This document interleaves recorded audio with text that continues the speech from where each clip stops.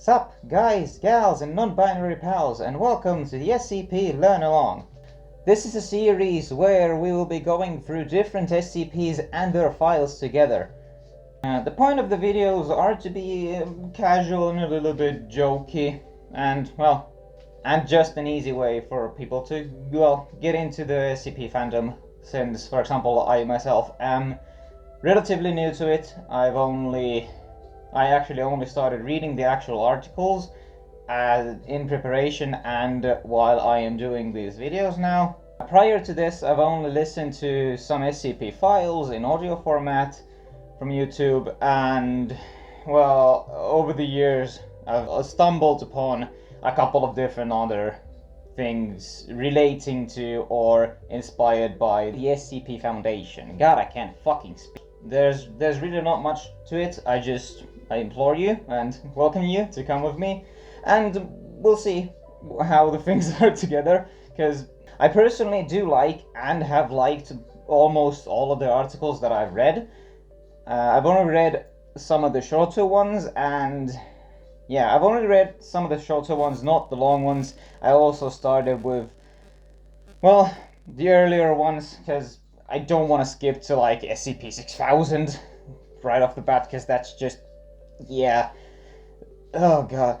I think this has been going on for almost 15 years now. So yeah, it's old and has a lot of content and a lot of different people that have contributed to the fandom and to the SCP Wiki, and yeah, I just really want to get into it now.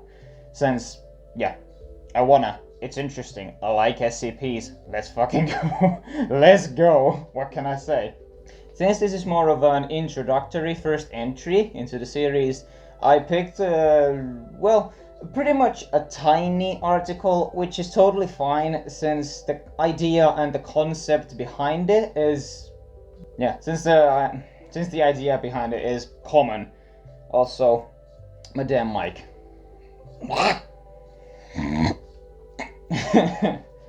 Damn you. Stop falling down, you fuck. First entry. It's a little shorter, but that's fine. This is anyways going to just be the first one. And yeah, the longer we go, the longer we get, and the more and the easier it is for me to do.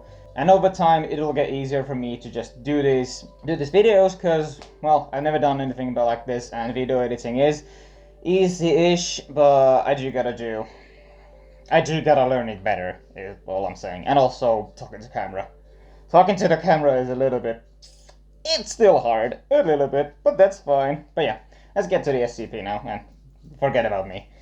Okay, so, the first SCP that we are going to be touching on is SCP-005, otherwise known as Skeleton Key. And now, probably a lot of you will understand why I said it's a common idea or a common concept, since a skeleton key is an idea and a concept that is largely used in fiction, and it's just a concept and a word which is used in fiction, real life world, in different ways, because, well, as we will see how it works, it just makes a lot of sense that there's a thing called a skeleton key, and why it is called that, I don't really remember or know the actual, what did I say? I don't really know the actual history about it, about the name, the skeleton key, but that's fine. The function is the best thing about it, and that's the most important about it. But yeah, SCP-005. Item number SCP-005. Object class Safe. Special containment procedures. SCP-005 poses no immediate risk in any direct sense. Even so, its unique functions require special measures to be taken to restrict access and manipulation of the object. Approval of at least one Level 4 personnel is required for the removal of the object from its containment area. Description. In appearance, SCP-005 resembles an ornate key displaying the characteristics of a typical mass-produced key in the 1920s. The key was discovered when a civilian used it to infiltrate a high-security facility. SCP-005 seems to have a unique ability to open any and all forms of lock. See Appendix 1.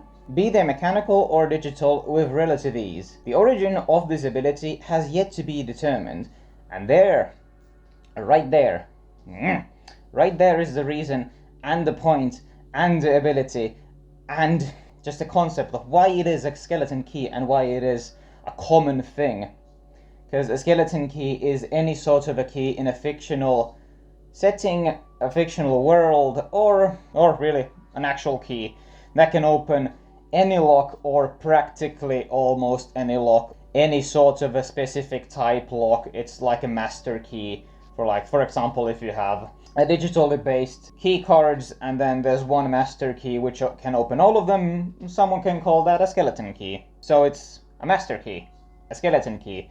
Yeah. Let's continue.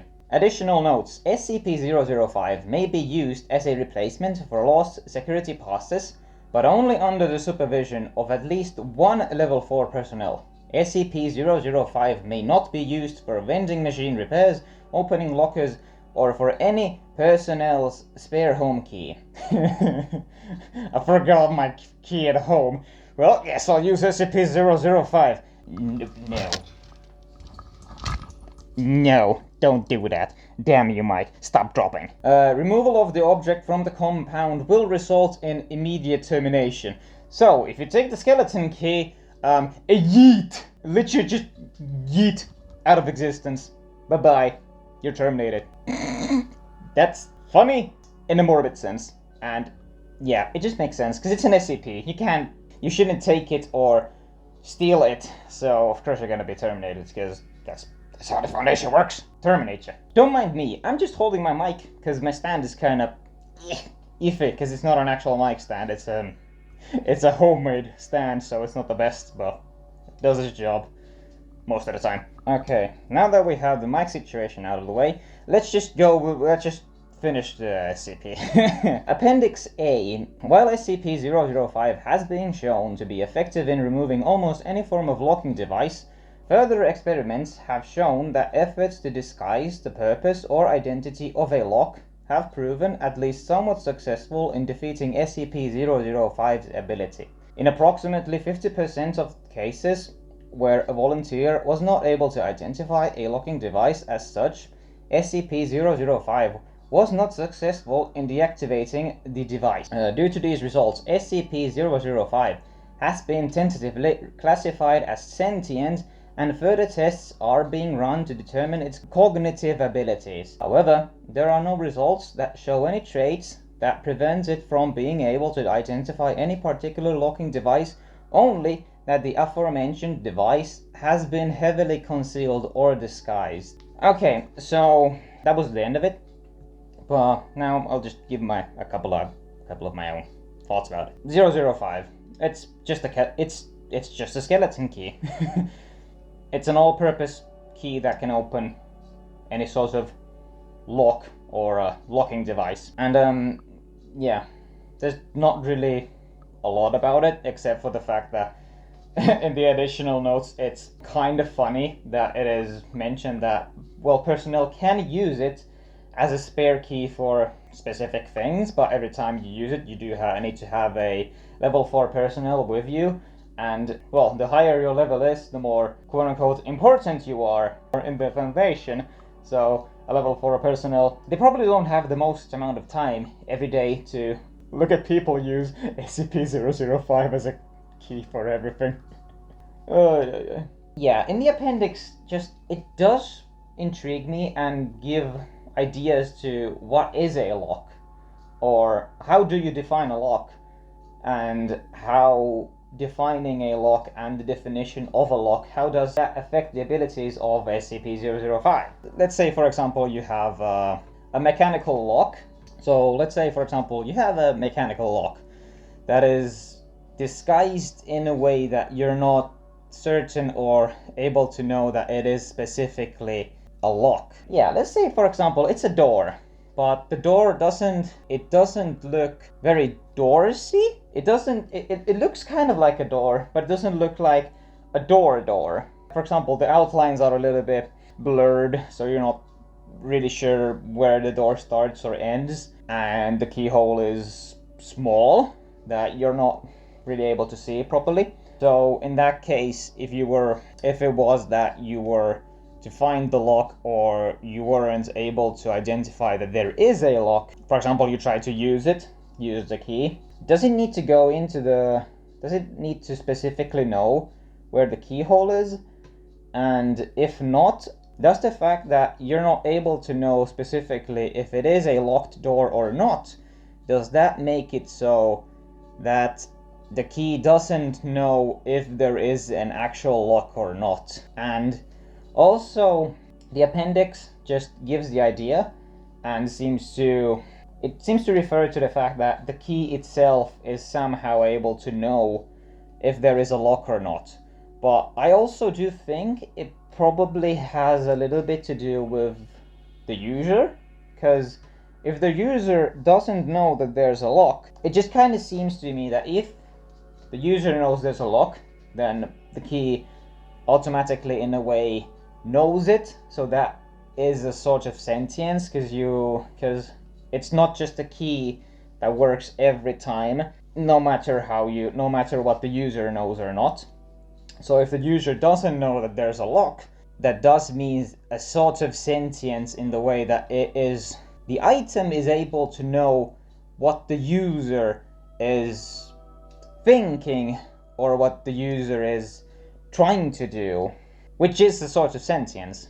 Yeah, but I do think it is dependent on the user more than the actual item itself, since if it's 50% probability, then I do think that it is on the human side, the 50, because the users are most of the time, not always, but most of the time, are human, and if they're able to understand, get to know, or notice where or what the lock is, or if there is a lock, then probably that's the 50% when they kind of maybe realize where the lock is or what the lock is, and then, well, the key works. But that's just how I see it.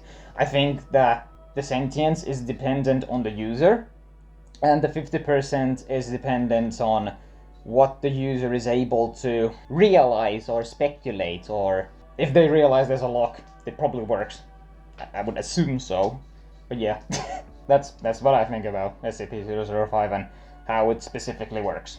That's the end of the video. Thanks a lot for sticking around, if you did stick around to the end. This is my first one, so it probably isn't the best, but I hope it was good enough that it gave you entertainment, or at least was enough to, well, listen to the end, or watch to the end, because some people might listen to and some people might actually just watch it. I hope you enjoyed the video, and interact with the video, interact with my channel if you want. Y'all should know what to do. The LCS, if you know what I mean. Thank you so much for watching, and I'll see you next time.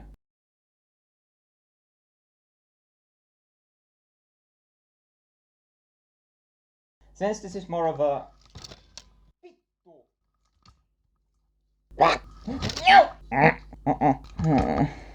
Come on, please just work.